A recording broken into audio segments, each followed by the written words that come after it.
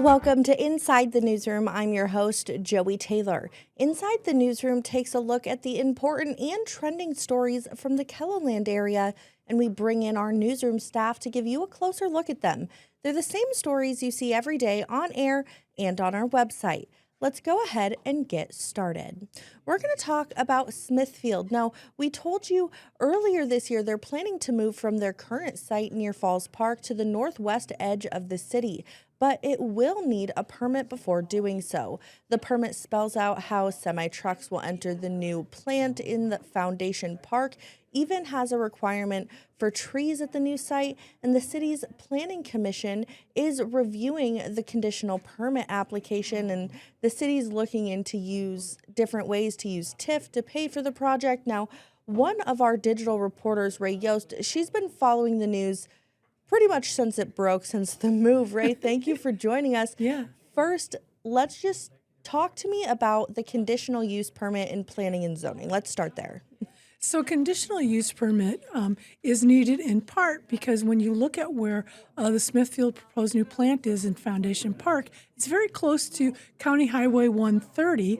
And across, if you go to the north of 130, there are some houses that are roughly 800 feet from where the Smithfield project is. So that requires a conditional use permit right there. And there are special things attached to that permit. And that's the conditional use permit is something that will be reviewed and discussed at Wednesday or tomorrow night's Planning and Zoning or Planning Commission meeting. Yeah, well, and so Wednesday night being tonight, we're just going to take a look at that. With the planning and zoning things, I understand trees are a big part of the plan. Did they talk about why that is at all? Yeah, I know you have a photo and you can show that where there's kind of, there's nothing out there right now. And so when you look at where County Highway 130 is and that bare ground, there's going to be some trees that are going to be required as part of a buffer or a berm so that it kind of lessens, eases the sight line. These are my words, eases the sight line for folks who might drive on County Road 30 and live across County Road 130. And then there's some trees for the parking lot that are going to be required. And if you've ever looked at Amazon that's out in Foundation Park, it's supposed to look a little bit like, or a lot like the trees that are planted for Amazon. Well, and so let's talk about the TIF side of things. I mentioned that when, I first brought you in. TIF is a big part of, this project. How would it be used? And first, for those who don't know, what is TIF?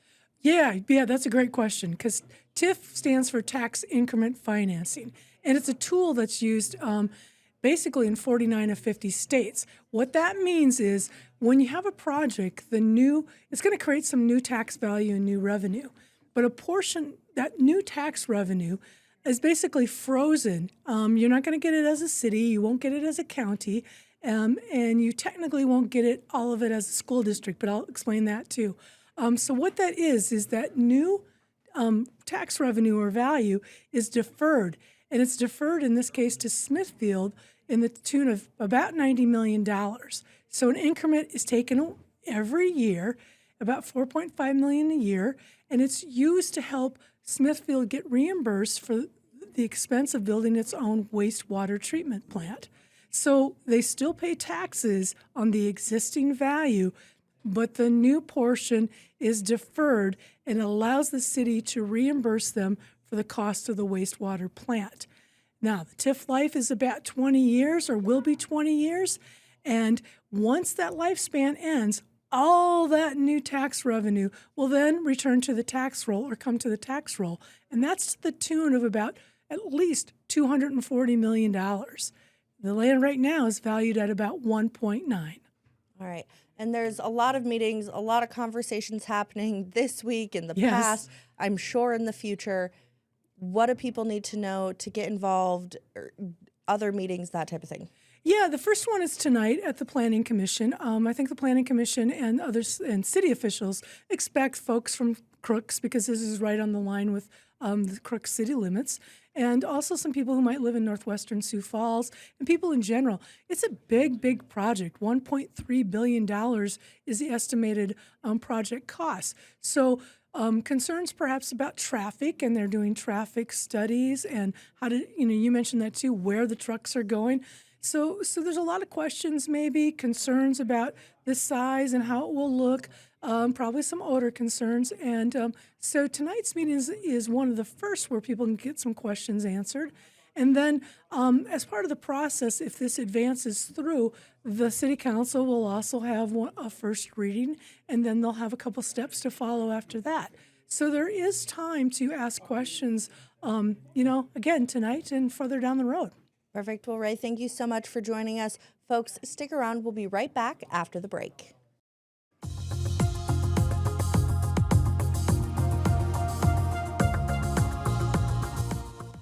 Welcome back to Inside the Newsroom. Department of Homeland Security Secretary and former South Dakota Governor Kristi Noem appeared before the Senate Judiciary Committee this week. Now, some of the questions involved money spent by DHS and the killings of 2 Minnesotans by federal immigration agents. Sydney Hoyer shows us how Noem responded to the criticism.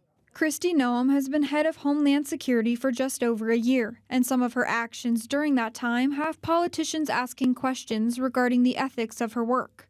Both Democrat and Republican senators questioned the killings of Renee Good and Alex Preddy, 2 American citizens killed by federal agents in Minnesota. You and your agency rushed to brand these victims as, quote, domestic terrorists. We have ample video evidence and eyewitness testimony proving you are wrong. What I will say is we always work to provide the American people with as much information as possible, that we're relying on reports from the ground and from agents that are there. It was a chaotic scene, as you've seen in Minneapolis and St. Paul, as immigration enforcement has gone forward. Noem did not retract her statement that Good and Preddy were domestic terrorists, which Republican U.S. Senator Tom Tillis later criticized. The fact that you can't admit to a mistake, which looks like under investigation, is going to prove that Miss Good and Mr. Preddy probably should not have been shot in the face and in the back. Tillis also brought up Noem's involvement with FEMA.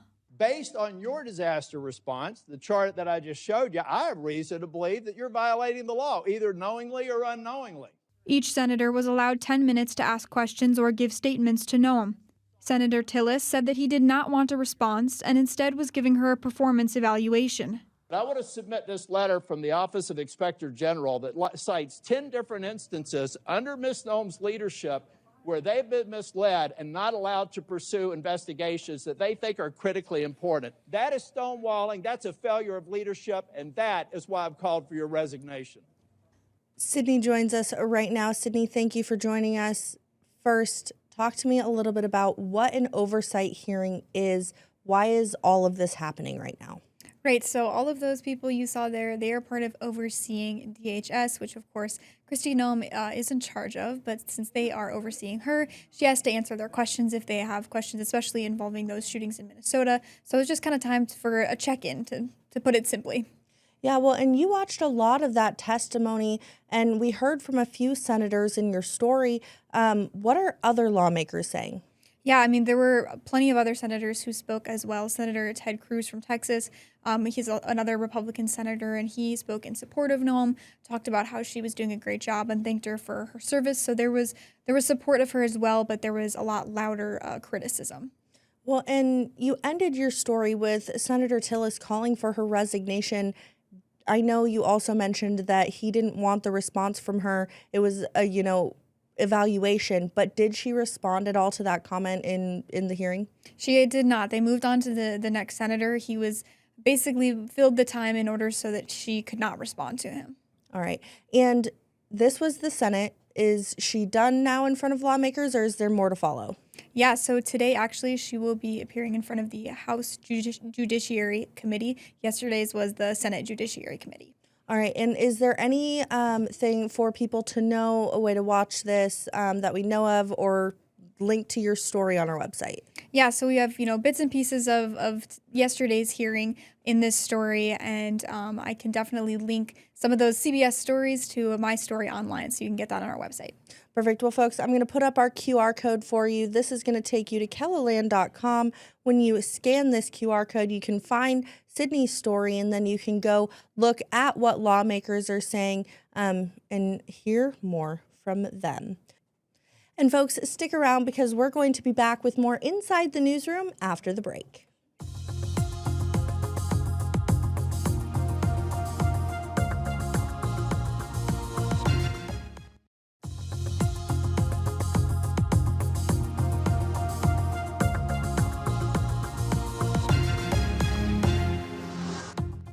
Welcome back. Sioux Falls has seen a 5-year low in violent crime per capita from 2024 through 2025. Now, that's one of the takeaways from an annual public safety briefing that happened yesterday. Anya Joseph digs deeper into the numbers. The city of Sioux Falls added more than 5,000 new people in the past year. Despite the growing population, the amount of both violent and property crimes per capita decreased. We saw a decrease in all major categories in 2025. Law enforcement says that stolen vehicles saw the largest decrease, with 905 stolen vehicles reported last year, down 34% from 2024 and down 43% from its peak in 2023. This decrease is substantial and seemed impossible when we came together in 2023, talked about the meteoric rise of stolen vehicles. The one area that saw an increase under property crimes is fraud. It's a lot of cryptocurrency we've talked about in the past where people are asked to deposit money, fake warrants that people call people about. There's all these different scams that have kind of risen up, which is kind of driving the fraud numbers up. And another reason for the increase in fraud? There was some SNAP benefit fraud cases that hit the entire state.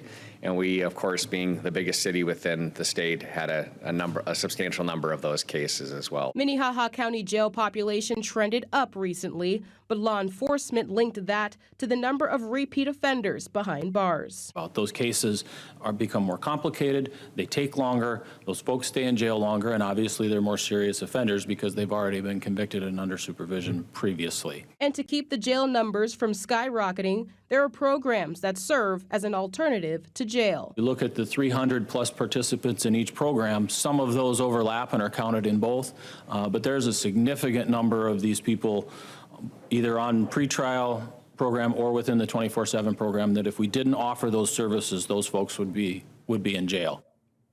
All right, and Anya joins us now. Anya, thank you so much for joining us. You went to that briefing yesterday. You heard a lot of numbers. You gave us a lot of numbers. What's some of the main takeaways law enforcement want people to remember? I feel like one thing that stood out the most to me was that stolen vehicles saw a major decrease, especially because around the year 2023, that seemed to be a major issue that a lot of people were getting their cars broken into. And I know that Chief Noem was saying that, a lot of those crimes of people stealing vehicles would lead to, violent crimes of people, going to go do something else. So I know that, since they saw a decrease in that, they're really thankful and pleased that a lot of the community listened to the public messaging that was going out as they were trying to tackle this issue. Right. Well, and your story kind of touched on a few different areas. Did they talk about any other data they were seeing, or was it mainly the stolen vehicles going down and that type of thing? I know that they were talking about a lot of other categories where they saw crime was going down per capita. Just wanted to make sure that was emphasized. But I know that what they did see was a little bit of an increase in those jail numbers and a little bit of an increase in fraud. And I know that that was something that they were trying to see or trying to solve or what they want to solve further down the line. And I know that the fraud was mainly things that were concerning senior citizens or people that just don't understand, scam emails or something like that. So I know that those things were a little bit alarming to them. Yeah, well, and so this wasn't just the Sioux Falls Police Department. Is that correct? This was law enforcement in Minnehaha County? Yeah, it was law enforcement in Minnehaha County, and Mayor Paul Tenhaken was there as well. Okay, and so can you give us just a quick note or what you see, as a reporter on how law enforcement's kind of working together to put out these numbers? I understand that they look over the year because obviously the year isn't as progressive as the current year because it has already stopped, and you can go ahead and go look at those numbers.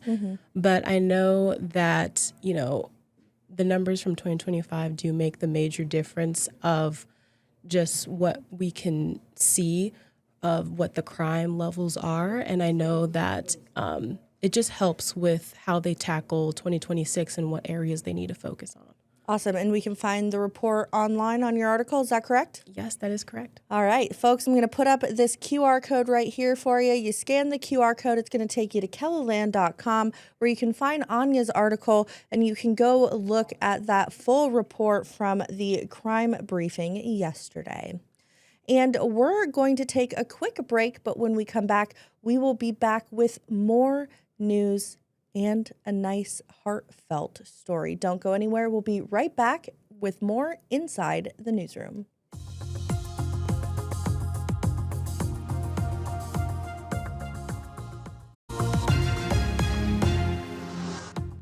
Welcome back. We're going to wrap up our show, but first, we're going to share one more really cool story. Starting this month, the Washington Pavilion will have a special exhibit designed for people with disabilities, but it's open to more people than just that. Summer Roddershot takes us to see the art. Rich Crawford has been blind since he was 10 years old, but he didn't let that slow him down. However, one thing he wasn't able to experience in the same way as other people was art. For years, you sighted people have been able to see painting art, and to us blind guys, that means nothing. I mean, you can feel the canvas, so what? You can feel blobs of paint. Use your fingers to experience the image and to activate the audio. That's why Crawford has helped bring a special exhibit to the Washington Pavilion. A gentleman named John Olson was a photographer for the Stars and Stripes back in Vietnam, and he's famously known for his photography work. He came up with the concept and the patents to make this three-dimensional raised picture. They embedded sensors so that as you feel the picture in different spots, it triggers a professional narration through headsets that describes what we're feeling. It's a really, really comprehensive kind of experience of just kind of tactile, you're feeling it, you're getting great instructions as you navigate it, and then also you're learning all about the art piece. The Center for Disabilities is also a sponsor of the exhibit. One of our core values is to increase awareness about disabilities. And when this exhibit opportunity came up, and I know about it through Richard and our partnership on a different board, it was an excellent opportunity for us to get behind that and support that because it's mission aligned with the work that we do to help increase awareness on disabilities of all types. Giving people who are blind or hard of seeing a whole new experience with art. I think many of the strategies that are used to make everyday life accessible only helps. It helps everybody. So if you don't have a disability, you can come over and still experience this art in a very personal way. And it's just going to enhance your experience. It's not going to take anything away. We understand what it means by art is in the eye of the beholder because every picture is a little bit different to everybody. All right, and we're going to bring Summer in now. Summer, thank you so much for joining us. What a cool story. Yeah. Talk to me a little bit about the reason why this exhibit is coming to the Washington Pavilion now. Sure. So it's actually something that's been years in the making. Rich Crawford has been working for, he said like a couple of years, and like coordinating with the Washington Pavilion, raising the money that it takes to bring it here. But I think we mentioned, he'd been blind since 10, and that's a long time to go without truly being able to appreciate art. He had told me that he'd been to other galleries where, they have headsets so that it'll describe like the different pieces that you're seeing. But he said that, because there are some places where they do allow you to touch the artwork, but when he touches it, all he could feel was like globs of paint. He never was able to fully feel the dynamics of it because it was just, a flat painting. And so he was really excited. And like I said, been working for a while to bring this to the Washington Pavilion. Well, let's talk a little bit about what type of need we're seeing. So the Center for Research on Disability shows there's roughly 888,000 people living with a vision disability in South Dakota. Now, of that, we're seeing roughly 200,000 here in Minnehaha County. So just talk to me kind of about the need we're seeing for more inclusive exhibits like this. Yeah, no, I think it's important. You may not always, see or even like identify like, oh, that's a blind person, or maybe they're at the school for the blind in South Dakota. But it really is an important demographic that, they can't appreciate art in the same way that people who can see can. And I was talking to Rich and he was like, Summer, I think it'd be really cool to try to bring you back when if the School for the Blind does come out to this exhibit, and to see these students feel art as close to as what we can see it, in the same way. So there definitely is a need, even if you see that need or not. Yeah, well, and talk to me for you what it was like being able to go and experience art in a different way, because right, you can see, so you can just see the visual art, but this is the raised art, like you mentioned in your story. What was it like for you as a seeing person being able to experience this in a different way? And Rich did encourage me, like, if you are able to see, close your eyes so that you can not fully, but like experience in the same way, the way that they're experiencing this art. And so I did. I put on the headphones, I closed my eyes, and feeling the art, it was very different, but I can see there was like the knobs on it that would describe to you what you exactly were touching. So if I was touching a person's necklace, it would say, oh, this is the necklace, it's this shape. And, you'd go a different part and it would say, oh, this is the person, this is what they're doing, this is what they're known for. So it was really cool to experience it in a different way. And yeah, I think just gives you an appreciation for, like I said, art in just a way you've never experienced it before. Well, and in this, I really enjoyed that it was like all like the classical paintings. I saw the classical paintings in your story. So I thought that was really cool. Finally, how long will people be able to go and experience this? Yeah, so it opened like at the beginning of March, and you'll be able to catch it through the end of May. And it is a free exhibit. You can go up there whenever the Washington Pavilion is open. So yeah, I would just encourage people, whether you have somebody who's blind in your family, whether you have somebody who has low vision, or whether you can see completely fine. Like, I think it's something everybody should really check out, and just appreciate that accessibility that is in this community. Awesome. Well, Summer, thank you so much for joining us. Thank you. Folks, that is all the time we have for Inside the Newsroom today. Make sure to watch every weekday at 1 and 3 p.m. Central Time right here on KELOLAND Plus. Until next time, have a great day, everyone.